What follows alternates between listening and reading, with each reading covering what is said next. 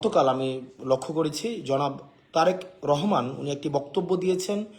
উনি বক্তব্যে বলেছেন যে আসলে প্রার্থী মুখ্য নয়, মুখ্য হচ্ছে প্রতীক, প্রতীকটাই হচ্ছে মুখ্য। এই বক্তব্যটা সিরিয়াসলি প্রবলেমেটিক একটা বক্তব্য। ওনার মতো একজন রাষ্ট্রপ্রণেতা যিনি হতে যাচ্ছেন বা হবেন মনে করছেন, ওনার জায়গা থেকে এই বক্তব্যটা হাইলি প্রবলেমেটিক একটা বক্তব্য।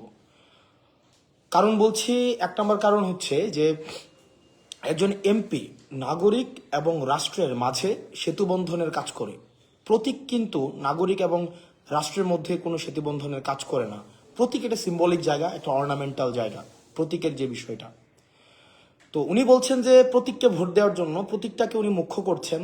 এখন একটা প্রতীকের মধ্যেও যদি একটা অযোগ্য প্রার্থী থাকে, যে ব্যক্তি অযোগ্য, যে ব্যক্তির অপ্রকৃতস্থ, দুর্নীতিগ্রস্ত, আমরা অতীতের সংসদগুলোতে যেটা দেখেছি যে আসলে আমরা এমনও দেখেছি যে শুধুমাত্র দলীয় আনকন্ডিশনাল অনুগত্যের জন্যই, যাদের হয়তো এলাকায় কোনো ধরনের সম্পৃক্ততা নেই, তারাও অনেকে প্রার্থী হয়েছেন দলীয় প্রতীকে।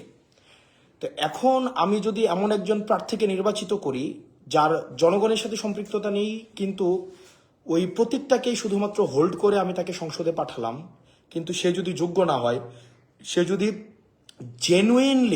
জেনুইনলি রিপ্রেজেন্ট না করতে পারে, আমি তো আসলে আমার রিপ্রেজেন্টেটিভ নির্বাচন করছি, তাই না? সে যদি প্রক্সি হয়ে যায় দলের কাছে, তাইলে সেটা হচ্ছে জনগণের প্রকৃত রিপ্রেজেন্টেশন সংসদে আসলে কখনোই সম্ভব না।